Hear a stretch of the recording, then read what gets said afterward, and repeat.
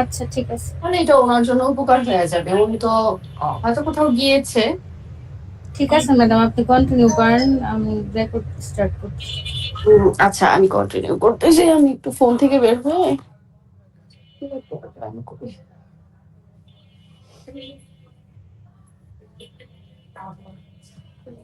লিঙ্কটা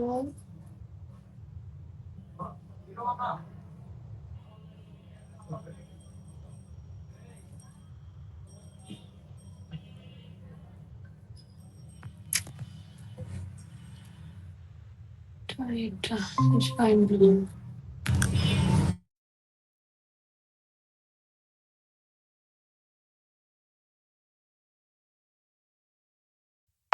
ওকে,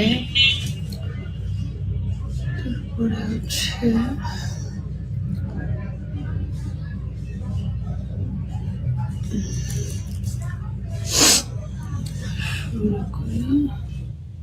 share screen, entire screen, share. Screen দেখা যাচ্ছে?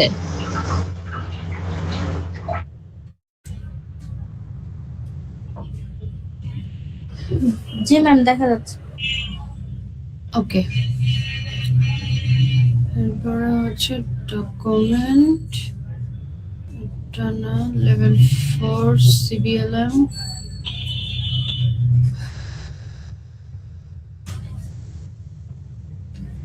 বারো নাম্বার পড়াচ্ছিলাম, 12 নাম্বার, এই যেটা। রাবেয়া ম্যাডাম কতটুকু জানি আমরা পড়েছিলাম, বেশি তো যাই নাই, মেবি এইটুকু মনে হয়। দেখছি কতটুকু পড়েছিলাম লাস্ট।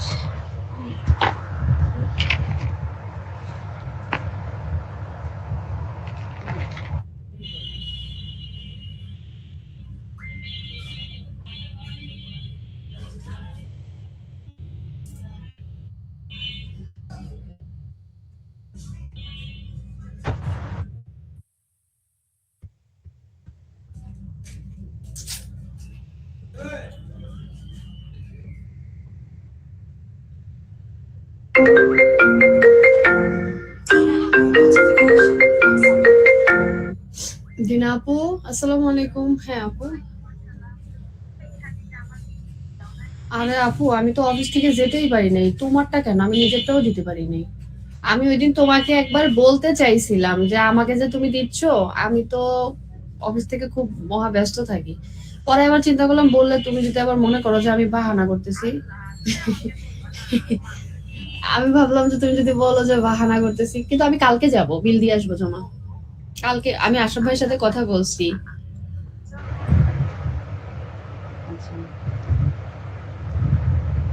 আচ্ছা আমি তো এটা ইয়া করবো না, তুমি বলো যে ওই দিন আমার সাথে আমার কো অ্যাসোসিয়েট খাদিজার কাছে আমারটা আছে, তুমি এটা বলে দাও।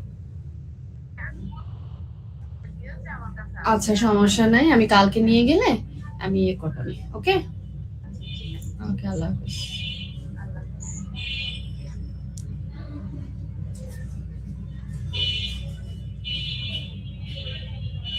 আম্মু এই কালারটা কি আমার সুন্দর লাগবে আমার গায়ে?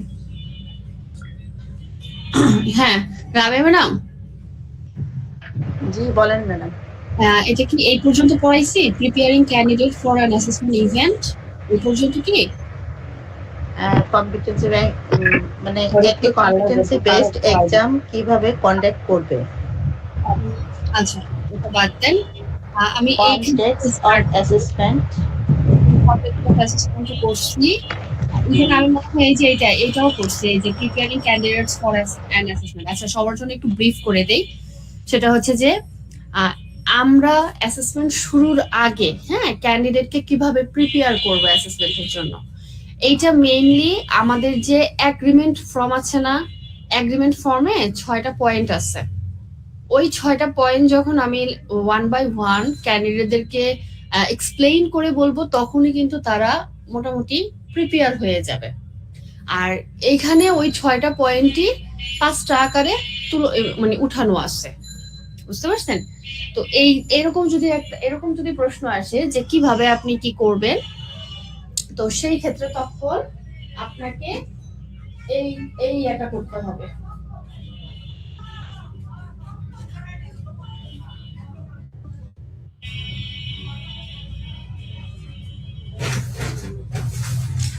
এই যে এখানে যে দেখতেছেন পয়েন্টগুলো এগ্রিমেন্টের, তখন এই এগ্রিমেন্টের পয়েন্ট 6টা লিখে দিতে হবে।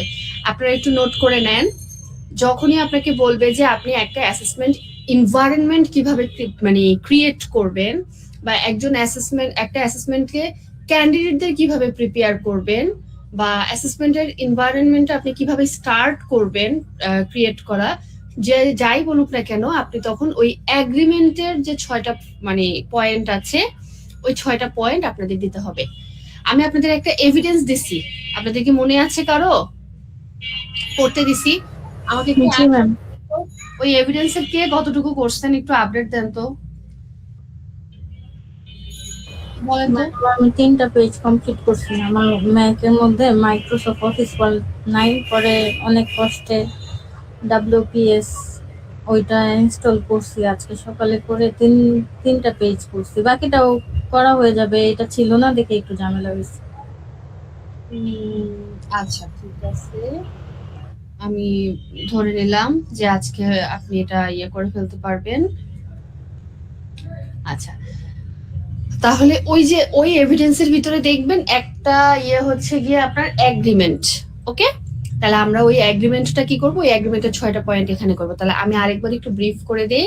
সেই এগ্রিমেন্টের প্রথম পয়েন্টই হচ্ছে বলতে explain the context and purpose of assessment. আমি একটু আপনাদের বের করে দেখাইলে আপনাদের হয়তোবা আরেকটু ইজি হবে। এই যে এভিডেন্সটা,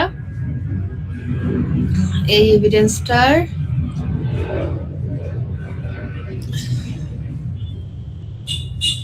এটা হচ্ছে কার্ভস, এই যে ওরাল,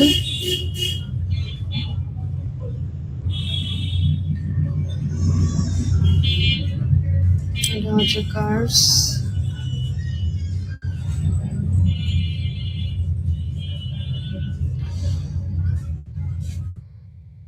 এই যে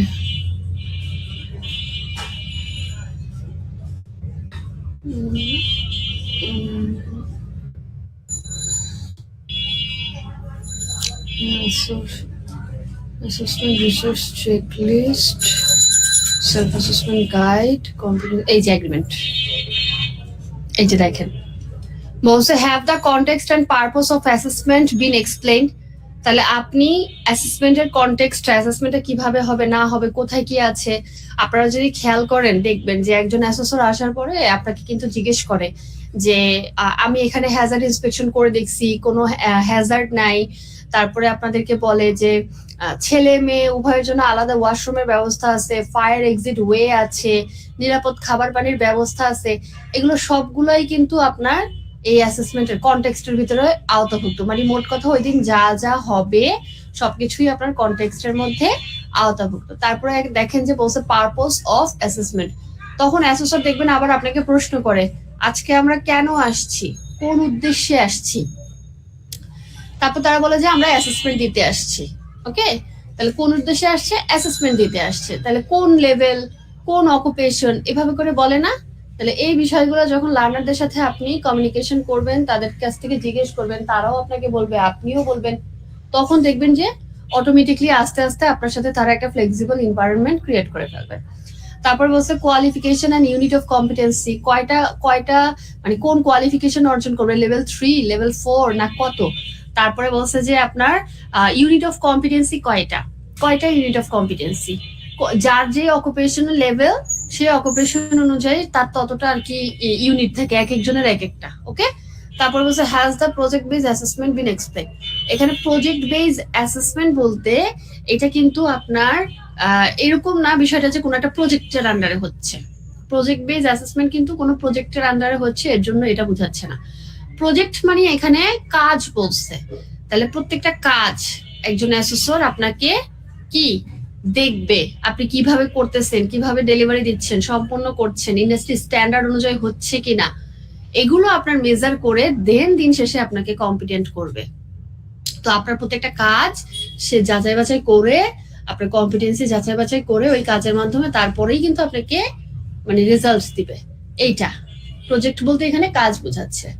তারপরে বলছে do you understand the assessment procedure and evidence to collect. বলছে যে অ্যাসেসমেন্টটা মানে কয়টা ইভেন্টে হবে, মানে কোন কোন বিষয়গুলো থেকে আপনাকে অ্যাসেসমেন্টটা কালেক্ট করা হবে।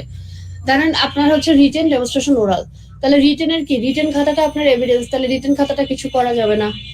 ডেমোর ক্ষেত্রে বলে জব শিট, স্পেসিফিকেশন শিট দেয়, এটা দেওয়ার পরে আবার আপনাকে বলে যে কেউ এটাকে ভাঁজ করবেন না, এলোমেলো করবেন না, নিয়ে যাবেন না, দাগ বসাবেন না, এসব বলে না, তাহলে ওইটাও আপনার একটা এভিডেন্স। ওকে, তারপরে হচ্ছে গিয়ে আপনি ওরাল করতেছেন, ওরালের জন্য আপনার প্রশ্ন ধরতেছে, তারপরে অবজারভেশন চেকলিস্ট আপনার দাগ দিচ্ছে, আপনি কি ঠিকমতো কাজটা করতে পারতেছেন কিনা, এটাও একটা এভিডেন্স। তারপরে বলছে যে আপিল সিস্টেম স্টুডেন্টদেরকে বলতেছেন কিনা, তারা আপিল সম্পর্কে জানে কিনা, এই বিষয়গুলো তাদেরকে বলা, তাদের কোনো স্পেশাল নিড আছে কিনা অ্যাসেসমেন্ট চলাকালীন সময় সে তাহলে বলতে পারবে, বা যদি কোনো সমস্যার সম্মুখীন হয় তখন সে বলতে পারবে। ওকে, এই 6টা বিষয় যদি আপনি বলতে পারেন তাহলে আপনার ক্যান্ডিডেট প্রিপেয়ার কি হয়ে গেছে। ক্লিয়ার? এরপরে দেখেন বলছে সাপোর্টিভ এনভায়রনমেন্ট ফর অ্যাসেসমেন্ট। বলছে যে অ্যাসেসমেন্ট এনভায়রনমেন্টে ক্রিয়েট করার জন্য আপনার সাপোর্টিভ কোন কোন টপিক গুলো আসবে বা লাগবে সাপোর্টিভ হিসেবে। হ্যাঁ বলেন। আমি একটু মানে প্রথম থেকে একটু জয়েন হতে পারিনি, সরি, আমি একটু গেস্ট আসছিল, তাকে একটু বিদায় দিতে। এটা কত নাম্বার সিভি? 12 লাস্ট যেখানে আপনাকে আর আচ্ছা, যে ইয়ে ম্যাডামকে পড়াইছিলাম। জি জি, ও আচ্ছা, ঠিক আছে, এটার জন্য ওকে, ঠিক আছে, কন্টিনিউ প্লিজ।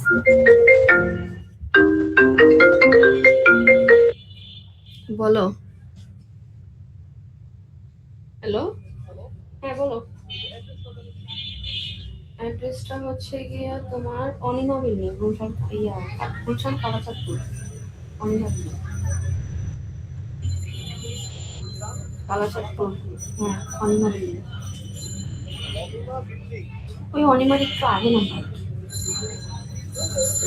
হ্যাঁ ওই।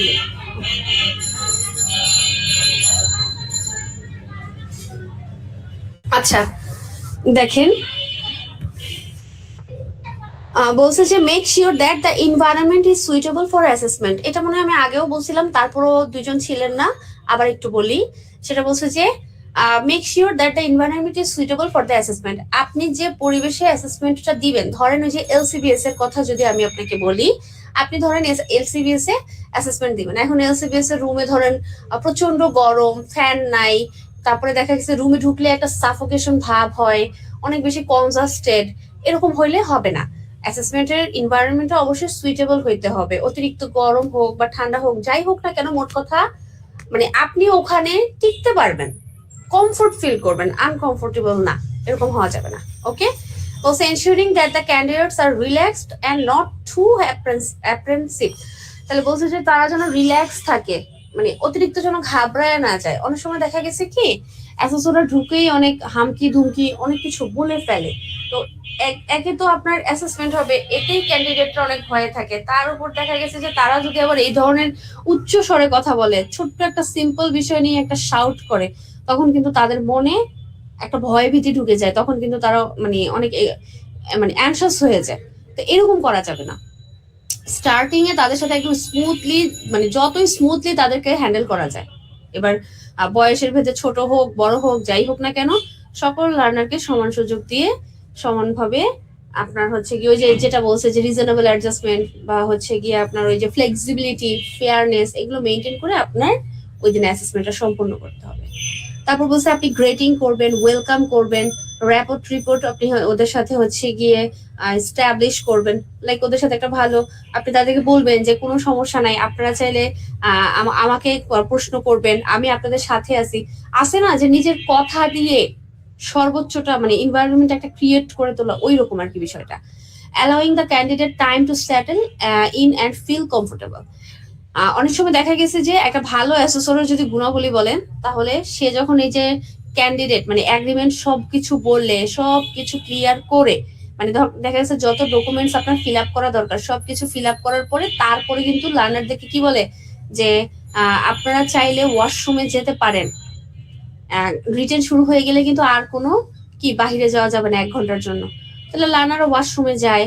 আবার দেখা গেছে তাদেরকে মানে তাদের থেকে কথা বা পরামর্শ নিয়ে মানে বলে যে তাহলে আমরা কি এখন শুরু করতে পারি, এই যে বলাটা, এই যে ওয়েটা, এইটা আর কি এখানে বলছে যে তাদেরকে একটা সেটেল হওয়ার টাইম দিতে হবে এবং তাদের সাথে বলে মানে একটু ইয়ে করে তারা যদি মনে করে যে তারা কমফোর্ট এখন অ্যাসেসমেন্ট দিতে পারবে, কারো কোনো সমস্যা নাই, তারা রিল্যাক্স, তখন ওই অ্যাসেসমেন্টটা কন্ডাক্ট করতে হবে।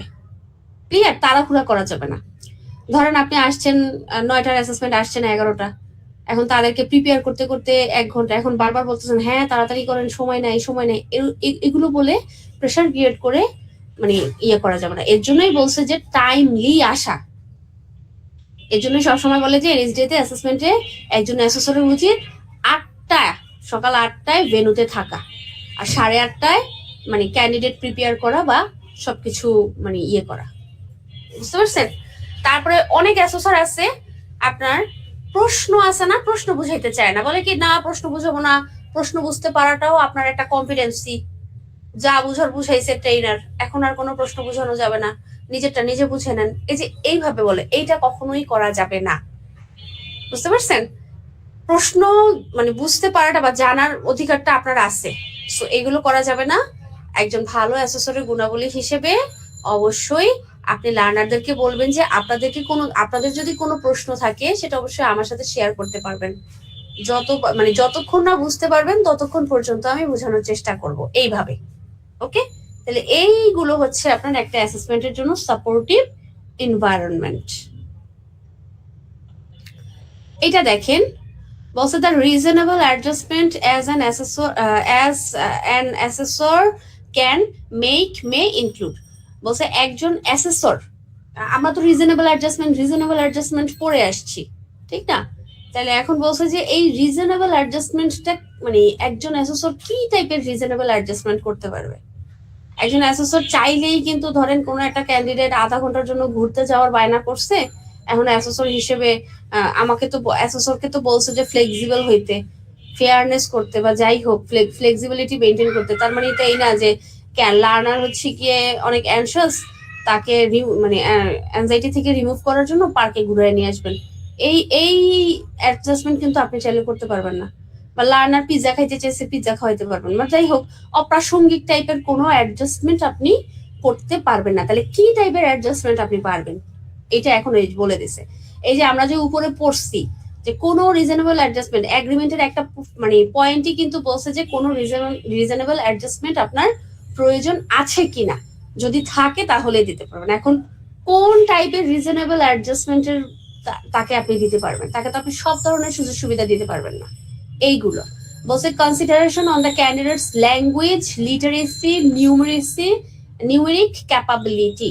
যদি একটা ক্যান্ডিডেটের ভাষাগত, নিরক্ষরতাগত বা গণগণাগত যদি কোনো সমস্যা থাকে, তাহলে আপনি তাকে রিজনেবল অ্যাডজাস্টমেন্ট করতে পারবেন। তাহলে কিভাবে করতে পারবেন? ভাষাগত যদি কোনো সমস্যা থাকে আপনি তাকে ভালো করে বুঝাই দিতে পারেন, বা তার জন্য সে যদি উপজাতি হয় বা অনেক মানে ইয়ে হয়, কিছুই বুঝে না, তাহলে তার জন্য তার সহজ মানে বদ্ধ হিসেবে আপনি একটা ইন্টারপ্রেটার ইয়ে করতে পারেন, তাকে দিতে পারেন। তারপরে হচ্ছে গিয়ে ধরেন সে কিছু পারে না, তাহলে যে পর্যন্ত পারে না তাকে প্রিভোক 1, প্রিভোক 2 ওই টাইপের একটা সাপোর্ট দিয়ে, বা দেখা গেছে সে মুখে বলতে পারে লিখতে পারে না, তাহলে ওই যে ইন্টারপ্রেটার দিয়ে ইয়ে করবেন।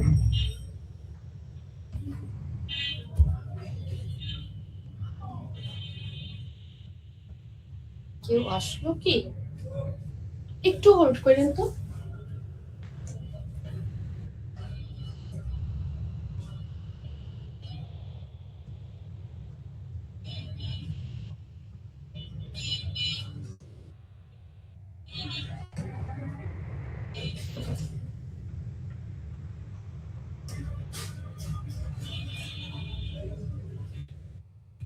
আচ্ছা, সরি। তারপরে দেখেন বলছে যে provision of personal support service like reader, interpreter, attender care. এই যে যেটা বলছিলাম যে তার কোনো পার্সোনাল সাপোর্ট লাগবে কিনা, পার্সোনাল সাপোর্টের ভিতরে আবার ওই যে কে সাপোর্ট দিতে পারবে, কে পারবে না, ওইটাও কিন্তু আমাদের ফার্স্ট সিবিএলএমও বলা ছিল, 11 নম্বর সিবিএলএমও কিন্তু ছিল যে সাপোর্টিভ পার্সন নামে। তারপরে দেখেন consideration relating to age gender, age বা জেন্ডার। দেখা গেছে যে একটু যদি বয়স বেশি হয়, তাহলে বয়স যাদের একটু বেশি তাদেরকে আপনি চাইলে মানে অবশ্যই সেটা হচ্ছে প্রতিনিধির অনুমতি নিয়ে আপনি তাকে 5 মিনিট সময় বাড়ায় দিতে পারেন। আমার কথা বুঝতে পারছেন? আবার দেখা যাচ্ছে তার বয়স মানে বুঝাই দিতে পারেন, বাড়ায় দিতে পারেন। সে দেখা গেছে যে ট্রান্সজেন্ডার, তাহলে সে সেখানে কমফোর্টেবল না, তাহলে অন্য জায়গায় তাকে একটা বসানোর সাপোর্ট দিতে পারেন। মানে এই বিষয়গুলোর কথা এখানে বলা হয়েছে। Considerations relating to cultural beliefs, traditional practice, religious observance. এখন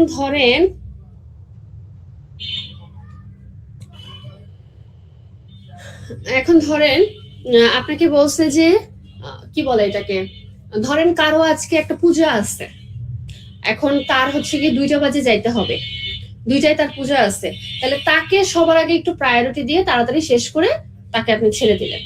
তারপরে ধরেন যে কেউ বলছে যে ম্যাডাম ধরেন ডেমোতে এমন একটা আইটেম আসলো, বিফ দিয়ে কোনো একটা আইটেম আসলো, এখন যারা ধরেন একটু হিন্দু আছে, সে বিফ টাচও করতে চাচ্ছে না, তাহলে আপনি চাইলে তার জন্য বিফের জায়গায় চিকেনের একটা ইয়ে করতে পারেন, বা দেখা গেছে ওই আইটেমটাই তার জন্য একদম রিজেক্ট করে দিতে পারেন। মানে এটা সম্পূর্ণ আপনার উপরে, এই টাইপের, বুঝতে পারছেন? আপনি তার জন্য করতে পারেন। Use of adaptive technology or special equipment. এখন দেখেন কেউ ধরেন অ্যাডাপটিভ টেকনোলজি বলতে হচ্ছে মডার্ন টেকনোলজি যেটা বোঝানো হয়েছে। ধরেন কেউ কানে শুনে না, চোখে দেখে না, কোনো একটা সাপোর্ট দরকার, তো সেই ক্ষেত্রে সেইখানে যদি আপনার কোনো মানে প্রয়োজন হয়, তো সেই প্রয়োজন অনুসারে তখন তাকে ওই টেকনোলজি আপনি প্রোভাইড করতে পারবেন। Flexible assessment session to allow for fatigue or maybe other physical demands.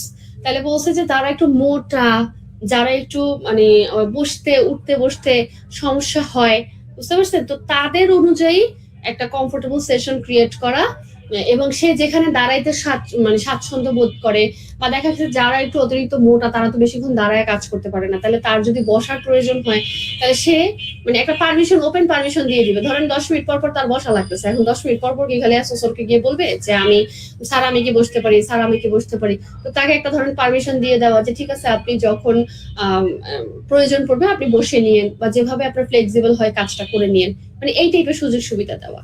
তারপর বলছে format of assessment materials, first language or use, বলছে যে অডিও ভিজুয়াল এইডস। এখন বলছে যে যদি কোনো ব্যাচে দেখেন যে আপনার স্পেশাল কোনো ইয়ে আছে, ধরেন কেউ কানে শুনে না, কেউ চোখে দেখে না, মানে এরকম যদি কেউ থেকে থাকে, তাহলে তার জন্য কি অ্যাসেসমেন্টের ফরম্যাটটা চেঞ্জ হয়ে যাবে না? যে কানে শুনে না তার জন্য তো আর আপনি দেখা গেছে যে কানে শুনে না মানে কি, কানে শুনে না তাহলে তো বোবা, তাহলে এখন তাকে যদি আপনি যতই বলেন না কেন সে কি কোনো কিছু বুঝবে? তাহলে তাকে অন্যভাবে বুঝাইতে হবে। আবার যে চোখে দেখে না তার জন্য কি আপনি রিটেন রাখতে পারবেন? রিটেনে সে কিছু বুঝবে হাতের লেখার, বা লিখতে পারবে? যদি ব্রেইল পদ্ধতিতে তার মতো করে সিস্টেম না হয়, লিখতে পারবে না। তাহলে যদি কোনো ক্যান্ডিডেট এরকম থেকে থাকে স্পেশাল, তাহলে তার জন্য আগে থেকেই বলে দিতে হবে, এবং সেই অনুযায়ী তার ফরম্যাট অনুযায়ী অ্যাসেসমেন্টের ম্যাটেরিয়ালস গুলো তখন ক্রিয়েট করা হবে। এইটা। তারপর বলছে রিভাইজিং প্রপোজড অ্যাসেসমেন্ট মেথডস বা টুলস, যে অ্যাসেসমেন্টের যে মেথডস আর টুলস গুলো আছে এগুলোকে আবার হচ্ছে গিয়ে সে চাইলে পরিবর্তন করতে পারে। কখনো কখনো দেখা গেছে যে একটা এরিয়াতে গেছেন আপনি অ্যাসেসমেন্ট নিতে, গিয়ে দেখলেন যে আপনার ওই এরিয়াতে সকাল 12টার পরে কোনো আর কারেন্ট থাকবে না। তা এখন কারেন্ট না থাকলে তাহলে কারেন্ট, যদি ওইটা আপনার এরকম হয় যে একটা জব আপনার কারেন্ট ছাড়া হবে না, তাহলে আগে আপনি রিটেন না নিয়ে তখন ওই যে ডেমনস্ট্রেশনটা আগে নিয়ে নেন, তাহলে 12টার মধ্যে যেহেতু থাকবে না তাহলে ডেমনস্ট্রেশন আগে করেন, তারপরে গিয়ে আস্তে আস্তে রিটেন নেন। তো বলছে যে অ্যাসেসমেন্টের যে ধারাবাহিকতা বা টুলস বা কোনো কিছু প্রয়োজন পড়লে মানে পরবর্তীতে সে চেঞ্জ করতে পারবে, এইগুলো হচ্ছে গিয়ে আপনার রিজনেবল অ্যাডজাস্টমেন্টের মধ্যে পড়ে। তাহলে এই টাইপের রিজনেবল অ্যাডজাস্টমেন্ট গুলো একজন অ্যাসেসর চাইলে করতে পারে। ক্লিয়ার? জি ম্যাম। আচ্ছা ম্যাম একটা প্রশ্ন ছিল। হ্যাঁ, আমি যে সিএস ডাউনলোড করতে গিয়ে আমার তো আগের যেই স্কিল পার্টটাই ওটাই সার্টিফিকেটের লেভেল 4 লেখা আছে, তো সিএসটা আবার ডাউনলোড করতে গিয়ে পোর্টালে দেখলাম যে একটা আছে লেভেল 4 আর একটা আছে সিএস লেভেল 5। আমার অ্যাকাউন্টিং ফর ফ্রিল্যান্সিং এর জন্য। তাহলে আমি কি 5টা করব? আমাকে না। অবশ্য নাহলে কোনটা করব? 4। 4। তো আমার আগের সার্টিফিকেটে তো লেভেল 4 মানে কোয়ালিফাইড এটা লেখা আছে।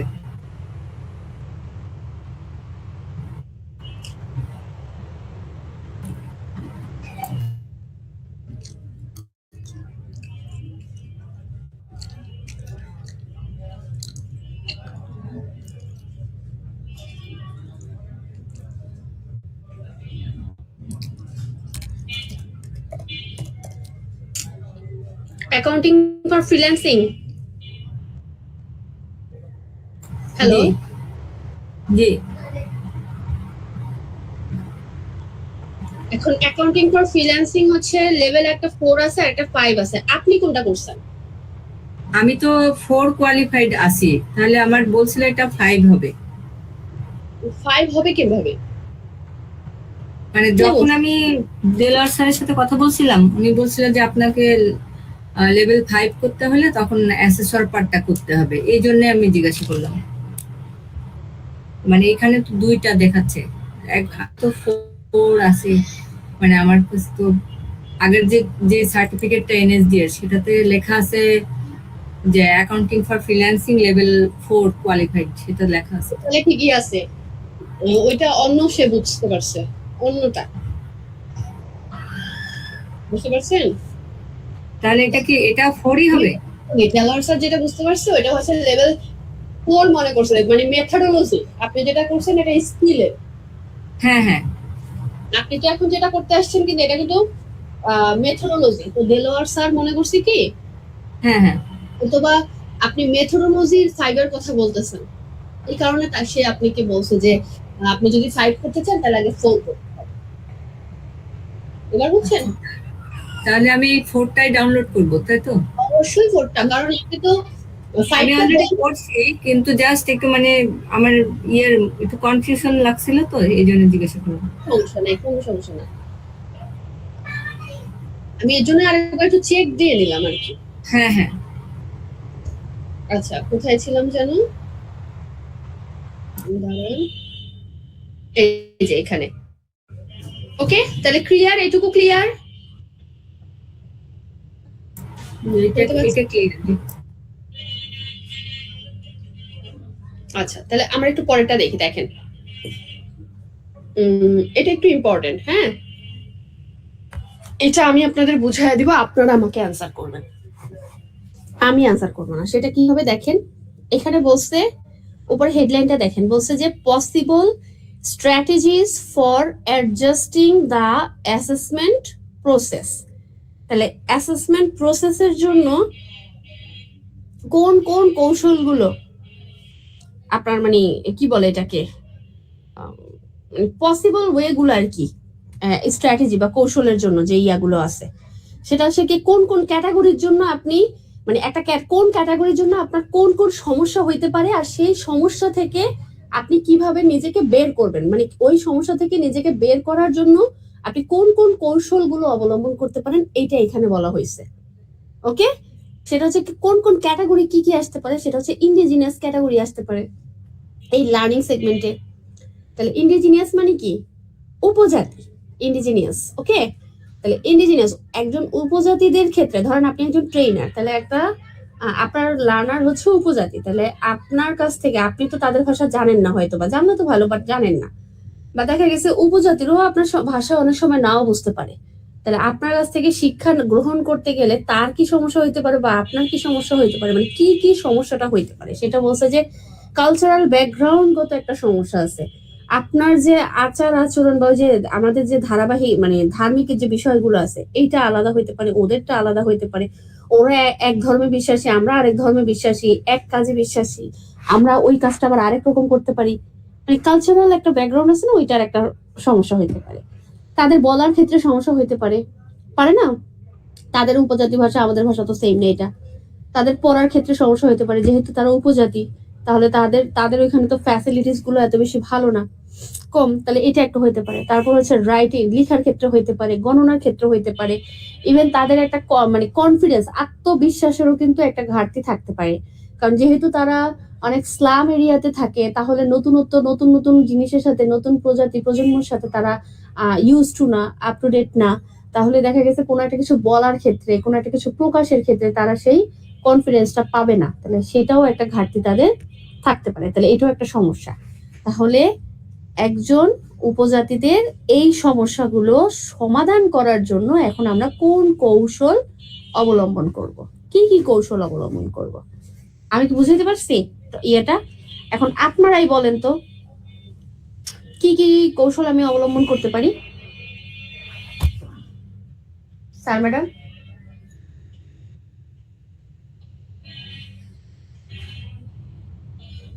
হ্যালো? কৌশলগুলো যে সাইডে দেয়া আছে, যে স্ট্র্যাটেজি, যে অ্যালাউ এনাফ টাইম, যে অনেক সময় নিয়ে তাদের লার্ন অ্যাবাউট দ্য কমিউনিটি, তাদের কমিউনিটি সম্পর্কে জানতে হবে, এবং how this may on the assessment process, এটা অ্যাসেসমেন্ট প্রসেসে কি প্রভাব ফেলে। ফর এক্সাম্পল দেয়া আছে, আরেকটু আমি বলছি কি কি কৌশল আপনি অবলম্বন করবেন। মানে তাদের কালচারে বা তাদের কমিউনিটিতে ইফেক্ট করে এমন কোনো কিছু করা যাবে না, বা সেটা অ্যাভয়েড করে তাদেরকে অ্যাসেসমেন্ট প্রসেসের মধ্যে আনতে হবে। আচ্ছা, এগুলো আপনারা করার জন্য করবেন। আর কেউ কি বলবেন না কোনো কিছু? তাদের কোনো ইভেন্টে অথবা অব্লিগেশনে কোনো এফেক্ট করে এরকম সময়ে অ্যাসেসমেন্ট রাখা যাবে না। ও আচ্ছা, তাহলে দেখেন এখানে বলছে যে ফার্স্ট অফ অল তাদেরকে আমরা একটা একদম ইজি ভাষায় বোঝার চেষ্টা করবেন। ফার্স্ট অফ অল যদি এরকম কোনো সমস্যা হয় তাহলে তাদেরকে আমরা কি করতে পারবো, সাপোর্টিভ পারসন প্রোভাইড করতে পারবো। ওকে, সাপোর্টিভ পারসন প্রোভাইড করতে পারবো। তারপরে তাদের জন্য দেখতে হবে তাদের মানে যে অ্যাসেসমেন্টের স্ট্র্যাটেজিটা আমরা চাইলে একটু ভিন্ন করে দিতে পারবো। যেমন রিটেন, ডেমনস্ট্রেশন, ওরাল, ঠিক আছে, তাহলে রিটেনটা আমি অন্য ওয়েতে নিতে পারি। সবসময় যে রিটেনটা আমি লেখাগত ভাবে নিব তা না। ধরেন যার হচ্ছে লিখতে প্রবলেম, তাকে আমি কোনো ভিডিও বা গ্রাফিক্যাল এইড বা কোনো একটা চিত্র দেখায় তাকে সেটা আমি কভার করে নিব। যার ধরেন হাতে লিখতে প্রবলেম, তাকে আমি একটা সাপোর্টিভ পারসন বা ইন্টারপ্রেটার প্রোভাইড করতে পারবো। আমার কথা বুঝতে পারছেন? এইভাবে আমি চাচ্ছিলাম। তারপরে দেখা গেছে যে জাতি, ধর্ম, বর্ণ, গোত্র ভেদাভেদ না করে সবাইকে এই ক্ষেত্রে আমরা মানে এক হিসেবে দেখতে পারি। যে যত এইজেরই হোক না কেন আমরা তাদেরকে আহ্বান করতে পারি। ক্লিয়ার? অনেক কিছু আছে এখানে, অনেকগুলো আছে, কিন্তু এইগুলোই আপনাকে প্রত্যেকদিন একবার করে কিছু না বুঝলেও মানে চোখ বুলাইতে হবে। কেন? এবার আসি, সেটা হচ্ছে আমাদের কোশ্চেন প্যাটার্ন তো আমরা জানি নাকি, সেটা হচ্ছে 25-এর ভিতরে 10টা হচ্ছে আমাদের শর্ট কোশ্চেন, তারপরে হচ্ছে গিয়ে 10টা এমসিকিউ, আর 5টা হচ্ছে আমাদের ম্যাচিং।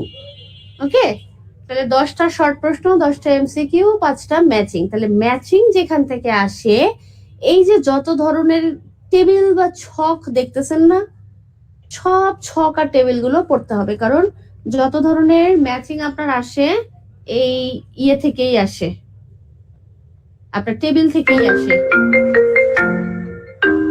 আমার কথা বুঝতে পারছেন স্যার, ম্যাডাম? অনেক টাফ তাহলে। এর জন্য মানে এইটা কিন্তু এটা না, এটা জাস্ট মাথায় রাখতে হবে। ধরেন এখান থেকে একটা মানে টেবিলের এক পাশে থাকবে ইন্ডিজিনিয়াস, আরেক পাশে ধরেন এখান থেকে যে কোনো একটা স্ট্র্যাটেজি তারা হচ্ছে গিয়ে তুলে দিবে। এখন আপনি তো জানেন না কোন স্ট্র্যাটেজি, জানেন না স্যার, ম্যাডাম?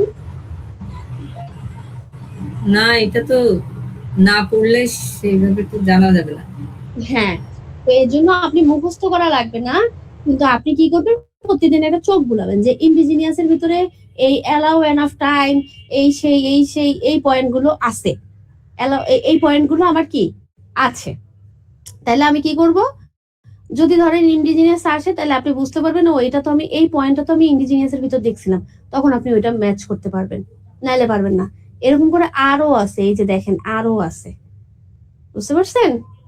এরকম করে আপনার 3-4টা মানে বইয়ের ভিতরে অনেকগুলো করে টেবিল আছে, ছোট ছোট ছোট ছোট ছোট যত টেবিল আছে সবগুলো টেবিলকে আপনার প্রায়োরিটি দিতে হবে। মোট কথা মানে এই সিবিএলএম গুলোর ভিতরে যেখানে যেখানে আপনি ইয়ে পাবেন।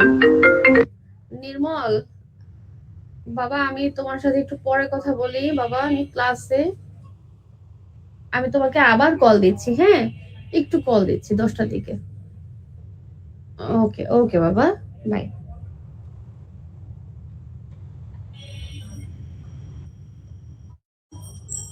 আচ্ছা, আমি কি বুঝাইতে পারছি স্যার ম্যাডাম?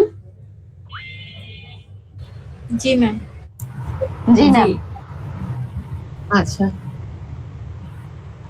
তারপরে হচ্ছে গিয়ে ইয়ে দেখেন, এই যে এইজের ক্ষেত্রে দেখেন,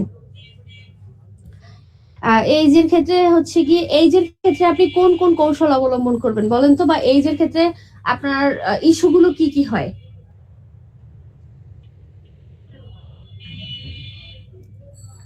স্যার ম্যাডাম, এটা এটা কিন্তু একটু কপারেট করতে হবে, কপারেট না করলে আপনাদের ভিতর থেকে না আসলে পরে কিন্তু সব ভুলে যাবেন। অনেক সময় বয়স্ক ক্যান্ডিডেট আসলে তার বিভিন্ন ধরনের যেমন শারীরিক সমস্যা থাকতে পারে, সে দীর্ঘক্ষণ দাঁড়িয়ে থাকতে তার অসুবিধা হতে পারে। তো এই সমস্ত ক্ষেত্রে তাকে একটু কমফোর্ট ফিল করানোর জন্য তার যে যে ধরনের সুযোগ সুবিধা প্রয়োজন সেগুলো প্রোভাইড করা আর কি, তার সমস্যার উপর ভিত্তি করে আর কি। আচ্ছা, তাহলে দেখা গেছে যে যদি কোনো এমন থাকে, ধরেন তার হচ্ছে এডুকেশনাল ব্যাকগ্রাউন্ডগত সমস্যা হইতে পারে, এই যে সমস্যা হইতে পারে, তার হচ্ছে অল্প বিদ্যা হইতে পারে, তাই না? তাহলে আবার তাহলে দেখা গেছে যে এক্ষেত্রে কি করবেন, ধরেন কোনো একটা ক্যান্ডিডেট চোখে দেখে না, তাহলে তাকে হয় সামনে বসাবেন, আর নাহলে তার জন্য একটু ফ্রন্ট সাইজটা আরেকটু বড় করে দিবেন, এইটা একটা হইতে পারে। ধরেন তার জন্য সে লিখে 1 ঘন্টার ভিতরে শেষ করতে পারেনি, তাকে আপনি একটু 5 মিনিট বেশি বাড়ায় দিতে পারেন। তারপরে ধরেন যে তার জন্য একটু পড়াটা কমায় দিতে পারেন, বা তার জন্য একটু কাজটা কমায় দিতে পারেন। সেটা কিভাবে? তাকে মানে যে একটা ডেমনস্ট্রেশনে যে ইয়াটা আছে, যে পার্টটা তার না করলেই না, ওই পার্টটা বাদে যে পার্টটা সে একটা সাপোর্টিভ পার্সন নিয়ে করতে পারবে, তাকে সেই পার্টটাতে অ্যালাউ করা। আমার কথা বুঝতে পারছেন? এই বিষয়গুলো সে করতে পারে। তারপরে জেন্ডারের ক্ষেত্রেও সেম, এডুকেশনাল ব্যাকগ্রাউন্ডের ক্ষেত্রেও আপনার সেম। এগুলো একটু আপনারা পড়ে নেবেন, এখানে প্রত্যেকটা ধরে ধরে পড়ানোর মতো কিছু নেই। এটা থেকে জাস্ট হচ্ছে গিয়ে আপনার ইয়ে আসে, বেশি ম্যাচিং আসে। এখন এবার প্রশ্ন 2 টাইপের আসে, যদি প্রশ্ন আসে 2 টাইপের। সেটা হচ্ছে যে ধরেন ডিসএবিলিটি পার্সনদের ক্ষেত্রে কোন কোন সমস্যা হইতে পারে লার্নিং এ, কোনো একটা লার্নিং এ বা কোনো একটা ক্লাসরুমে বা কোনো একটা কোর্স শিখতে গেলে, সম্পূর্ণ করতে গেলে তারা কোন কোন সমস্যার সম্মুখীন হতে পারে বা হয়, এই টাইপের করে প্রশ্ন দিলে তখন এই যে সমস্যা বললে তখন এই যে ইস্যুগুলো আপনার কাছে দিতে হবে। যে যারা ডিসেবল তারা কনফিডেন্সের অভাব কম থাকতে পারে, কারণ তারা তো ডিসেবল পারসন, তার একটা পার্টস নাই বা কোনো একটা কিছু নাই, তো সে তো তখন আর এটা নিয়ে মানে ইয়ে করবে না, সে তো মন খারাপ করে, তাই না? এটা হচ্ছে আর কি।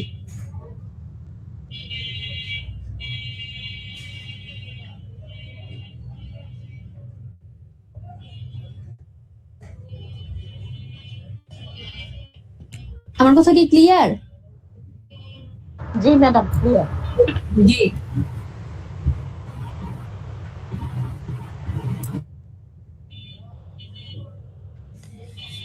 এখন বলছে, দেখেন কি বলছে, group for home adjustment may need to be made.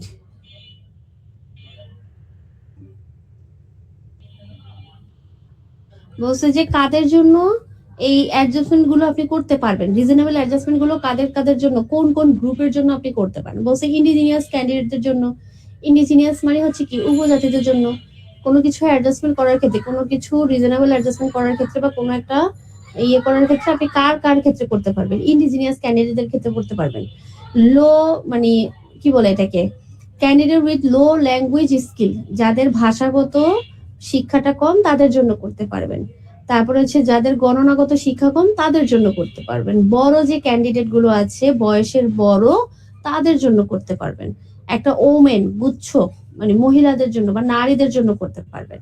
Candidate from rural remote area, যেসব ক্যান্ডিডেটরা আপনার কি প্রত্যন্ত এলাকা থেকে আসে তাদের জন্য আপনি এই অ্যাডজাস্টমেন্ট গুলো করতে পারবেন। এই যে উপরে যে অ্যাডজাস্টমেন্ট গুলো দেখালো, এই যে এখানে যে কৌশলগুলো বললো কি কি সমস্যা হইতে পারে, সমাধান কিভাবে করবেন, তাহলে এইগুলো কাদের জন্য প্রযোজ্য, কাদের জন্য, কোন কোন গ্রুপের জন্য, যারা এইগুলোর আন্ডারে তাদের জন্যই আপনি এই পসিবল স্ট্র্যাটেজিটা অ্যাপ্লাই করতে পারবেন। আমার কথা বুঝতে পারছেন? জি ম্যাডাম, বুঝতে পারছি।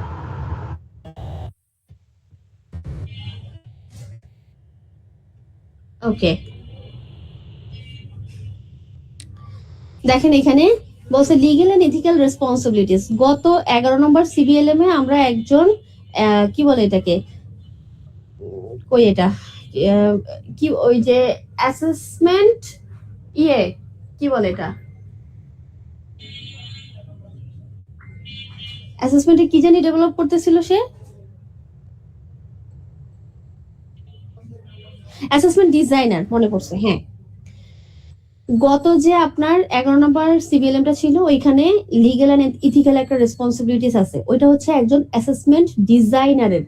আমি আবারও বলতেছি 11 নম্বর সিবিএলএম এ আপনার এই যে লিগ্যাল এন্ড ইথিক্যাল রেসপন্সিবিলিটিস ছিল, ওকে, 11 আর 12 নম্বর এই দুইটা সিবিএলএম এ দুইজন ব্যক্তির লিগ্যাল এন্ড ইথিক্যাল রেসপন্সিবিলিটিস দেওয়া। সেটা হচ্ছে একজন হচ্ছে অ্যাসেসমেন্ট ডিজাইনারের আর একটা হচ্ছে একজন অ্যাসেসরের। ক্লিয়ার? তাহলে 11তে আমরা অ্যাসেসমেন্ট ডিজাইনারের পড়ছি, এবার আমরা অ্যাসেসরের পড়বো যে একজন অ্যাসেসরের লিগ্যাল আর ইথিক্যাল রেসপন্সিবিলিটিস গুলো কি থাকে, নীতি আর আইনীয় কি থাকে। সেটা হচ্ছে occupational health and safety requirements, এটা তো অবশ্যই মাস্ট। তার হচ্ছে অস মেনটেন করে কাজগুলো করতে হবে। তারপর বলছে কনফিডেন্সিয়ালিটি অফ অ্যাসেসমেন্ট আউটকাম। এই যে আমি এটা বিশেষ করে করি না কখনো, আপনাদের ওই যে দেখবেন যে কিছু কিছু অ্যাসেসররা আছে অ্যাসেসমেন্ট শেষে রেজাল্ট কার কি আসে মানে তাকে হচ্ছে গিয়ে ডেকে ডেকে আয়না বলে যে তুমি পাস, তুমি ফেল, তুমি এই তুমি সেই, তোমার রিটেন আরেকবার দিতে হবে, তোমার ডেমো আরেকবার দিতে হবে, ডেমোটা ওইরকম ছিল আবার চেষ্টা করতে হবে।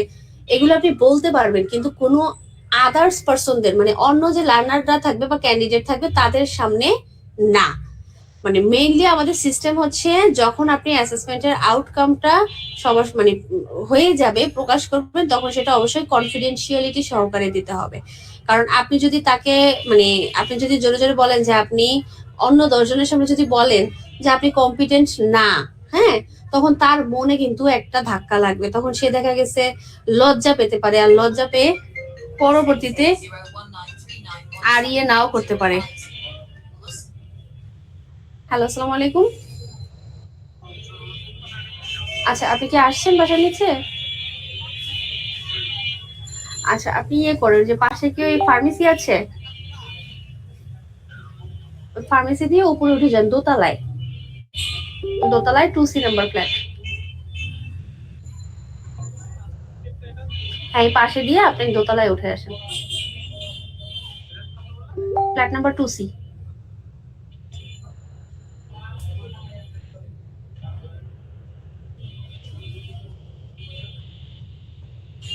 ওকে ওকে, ক্লিয়ার? এটা সরাসরি বলা যাবে না তাদেরকে, তারা কি কি করবে না করবে, তারা কি করছে, কোন দিকটা ভুল হয়েছে, এটা যখন আপনি ওরাল নিবেন, ভাইভাতে ডাকবেন, একটা ওভারঅল ফিডব্যাক আপনি দিয়ে দিবেন। ভাইভা নেওয়ার পরে আপনি যদি মনে করেন তার রেজাল্ট সামারি শেষ, তখন তাকে একটা ওভারঅল ফিডব্যাক দিয়ে দিবেন, বা তাকে দেখা গেছে ইন্ডিভিজুয়ালি ডেকে ডেকে তার ভুল তার যা আছে সবগুলো আপনি তাকে বলবেন। কিন্তু কোনো অন্য লার্নারের সামনে বা ক্যান্ডিডেটের সামনে তার এটা বলা যাবে না। ওকে, তারপর বলছে ফুল কনসেন্ট অফ ক্যান্ডিডেট।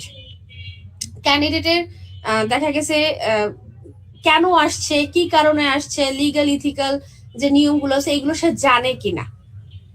ওই যে এগ্রিমেন্টে যে সাইন দিতেছে না, সে তো সাইন দিতেছে, দ্যাট মিনস একজন অ্যাসেসর তাকে সবকিছু জানাইছে কিনা। একজন অ্যাসেসরের দায়িত্ব সবকিছু জানানো, এইটা একটু দাঁড়ান, আমার ফুড পান্ডা আসছে, একটু দাঁড়ান। আপনি আসছেন? আপনি কি আসছেন? 203 কেন? আপনি কোন বাসায় গেছেন?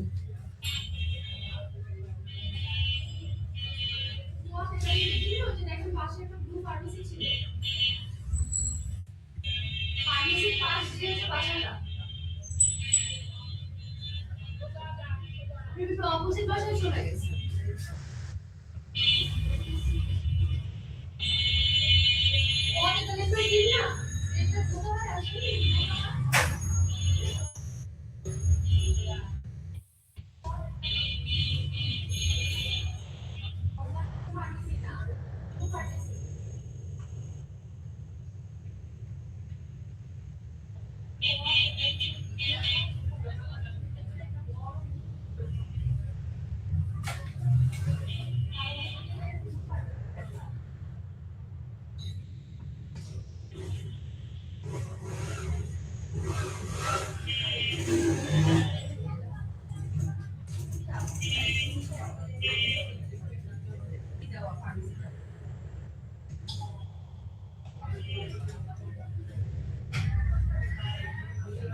আমি বলতেছি আপনি ওই কোন বিল্ডিং এর কথা বলছেন, আপনি কোন বিল্ডিং এ আসতেছেন আর তাই লেখা 226 কিন্তু ঠিক জানো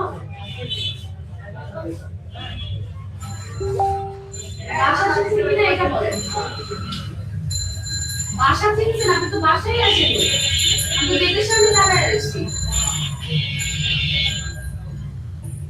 দেখতে দিলি তো চিন্তা করতে তো উপরে উঠে দোতলা না আপনি কিভাবে পাবেন?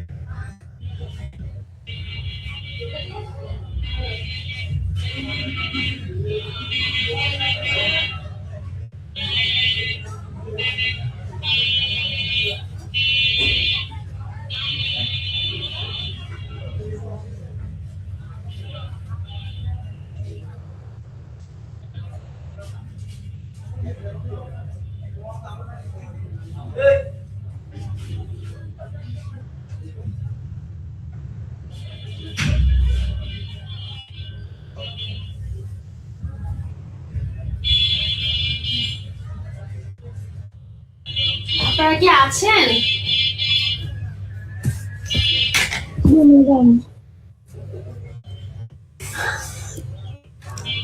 জি ম্যাডাম, আছি এখন। আমি প্রায় 18 দিন পর বাসায় আসছি, আম্মুর বাসা থেকে। আয়শা, এখানে পানির অনেক কষ্ট, গ্যাস নাই, খাবার অর্ডার করলাম, এর জন্য একটু কষ্ট দিলাম আপনাদের, কিছু মনে করেন না, নিয়ে যে এখন শেষ করতে। খাবার নাই, গ্যাস নাই কেন ম্যাডাম? এই এলাকাটায় একটু মানে এই 2 দিন ধরে নাকি গ্যাসের নাকি সমস্যা, একটু গ্যাসের ইয়ে কমে গেছে। অর্ডার করে আসে, কষ্ট করবে কে, এই আর কি। আচ্ছা, আমাদের ম্যাডাম এত রান্না বান্নায় এক্সপার্ট লোক, বাইরে থেকে খাবার কিনে খাওয়া লাগে। আমার প্রচুর কাজ, ওই রান্না বান্না করে আমার এখন আর ওই ইচ্ছা নাই, সারাদিন খাইতে পারি নাই, ওই জন্য এখন কোনো মতে একটু খাবো, বুঝছেন? রান্না বান্নার লোক রান্না বান্না করে না বাসায়, এটা মাথায় রাখবেন। আর সিঙ্গেল লাইফে তো আরো রান্না করতে ইচ্ছা করে না। একদিন রান্না করে 10 দিন খাবেন। বাসায় একা থাকলেও ম্যাডাম রান্না করতে ইচ্ছে করে না, মনে হয় যা আছে তাই খাই বসে থাকি। আমি তো প্রায় সময় ক্লোজ বিস্কুট খেয়ে কাটাই। আল্লাহ, এই জন্য তো অসুস্থতা পিছনে। ম্যাডাম আমিও এক সময় খাইছি, এরপরে যখন ব্লাড সুগার বেশি হ্যাঁ। এখন আর খেতে পারি না, ব্লাড সুগার হাই হয়ে গেছিল। এরা সবাই চিনি ছাড়া চা খায়, সেদিন দেখলাম। আমি একমাত্র চিনি দিয়ে খেলাম চা। চিনিটা আসলে খাওয়া উচিত না, চিনিটা অনেক হার্মফুল। এটা তো আসলে চিনি না, এটা তো আর চিনি না, চিনি এখানে না, এটা চিনি না, এটা হচ্ছে কেমিক্যাল পুরোপুরি। যতটা একদম নিকৃষ্ট মানে চিনির যতটা একদম সর্বনিম্ন মানে যেটা ওইটাই আর কি বাজারে সাপ। মানে এখন যেটা হয়েছে, মানে আসল জিনিসটা চিনি তো আমরা আসলে খাই না, আমরা খাই নকল চিনি, এই জন্য সমস্যা। এক্স্যাক্টলি, এই হচ্ছে বিষয়। বাট ব্যাপার না, এর জন্য ওই যে আমি না কেক খাওয়াও ছেড়ে দিছি ইদানিং। ওই যে কেকে তো আপনার প্রচুর পরিমাণে এই টাইপের সুগার গুলো মানে থাকে, এইগুলো তো একদমই না। আপনি যে কেক খাবেন, আচ্ছা ম্যাডাম, আপনি তো ফুডে আছেন, অনেকে তো স্যাকারিন দিয়েও কেক বানায়।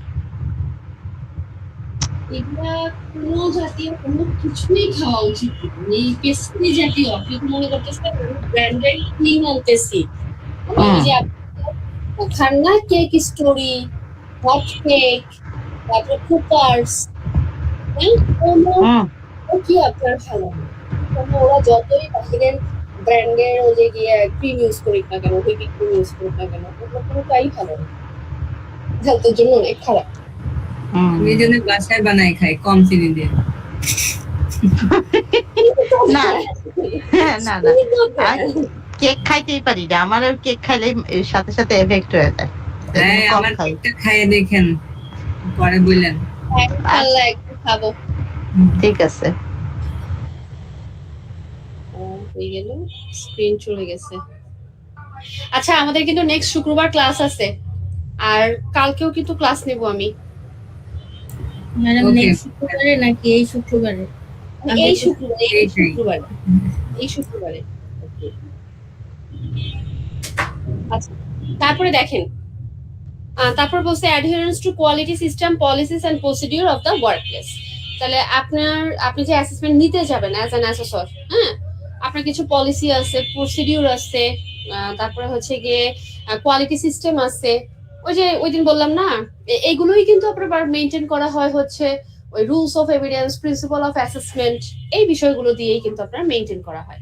তাহলে আপনাকে যদি বলে যে একজন অ্যাসেসরের লিগ্যাল এন্ড ইথিক্যাল রেসপন্সিবিলিটিস গুলো কি কি, তখন আপনি ছোট করে এই যে এই চারটা পয়েন্ট দিয়ে দিবেন। সেটা হচ্ছে first of all occupational health and safety, তারপরে confidentiality of assessment outcome, full consent of candidate, আর হচ্ছে adherence to quality system policies and procedure.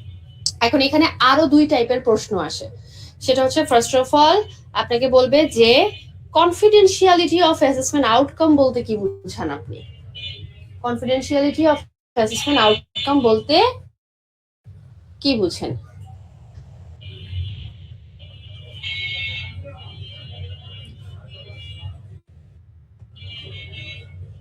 এটা বলতে বোঝাচ্ছে যে আমরা আমাদের একজন লার্নার যদি কি ধরনের রেজাল্ট করেছে সেটা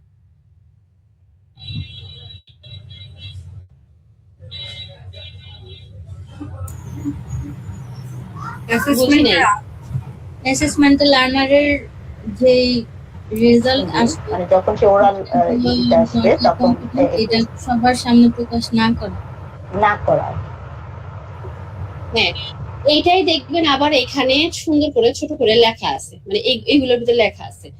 আপনি কি করবেন, এত বড়টা তো আর পড়তে পারবেন না। দেখেন, keep the assessment procedure confidential, will preserve the integrity and dignity of assessment process, the assessor and the candidate.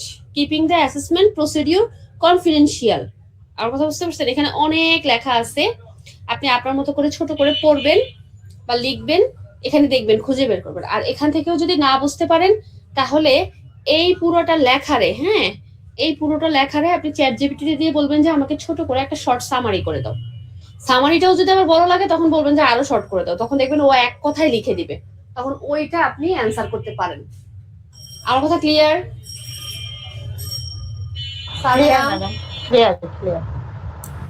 কিন্তু পড়তে কিন্তু হবে। আমি কিন্তু বারবার প্রত্যেকটা জায়গায় আমি বলেও দিচ্ছি যে প্রশ্ন কোথা থেকে আসতেছে, কিভাবে আসতে পারে, আপনারা কিন্তু আবার বললেন না ম্যাডাম প্রশ্ন কি আসবে, আমি কিন্তু জানি না। এই প্রশ্ন কিন্তু আমাকে কইরেন না, হ্যাঁ? আমি কিন্তু প্রত্যেকটা জায়গায় জায়গায় ধরায় দিতেছি যে কোথা থেকে কি প্রশ্ন আসতে পারে, কোন টপিক থেকে আসতে পারে, এগুলো কিন্তু নোট করে রাখেন। আরেকটা হচ্ছে যে ফুল কনসেন্ট অফ ক্যান্ডিডেটকে ওই যে এগ্রিমেন্টের বিষয়টা সম্পর্কে জানানো।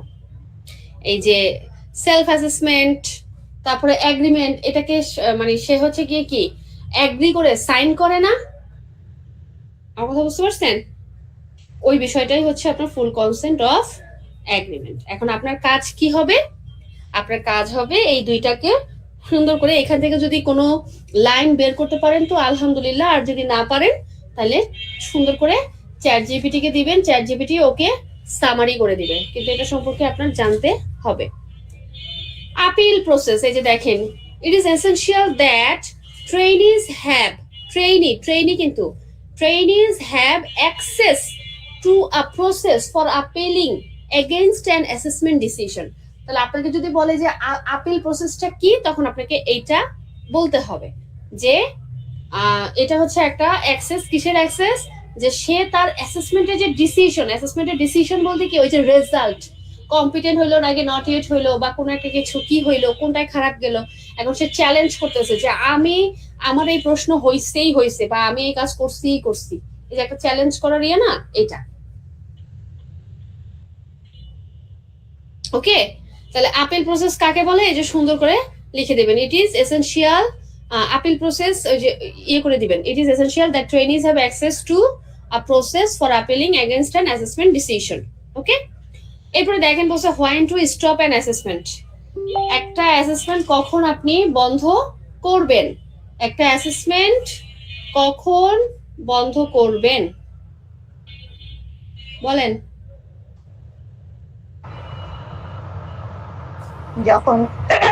যখন কোনো সেফটি ইস্যু আসবে, যেমন কোনো ইনস্ট্রুমেন্ট ভেঙে গেল, তারপরে কোনো ট্রেনই ইয়ে হয়ে গেল, ট্রেসড আউট হয়ে গেল বা ওয়ারিড হয়ে গেল, তারপর মানে কোনো কারণে যদি অ্যাসেসমেন্টের কারণে কোনো ধরনের প্রপার্টিতে ড্যামেজ হয় বা ইকুইপমেন্ট নষ্ট হয়ে যায়,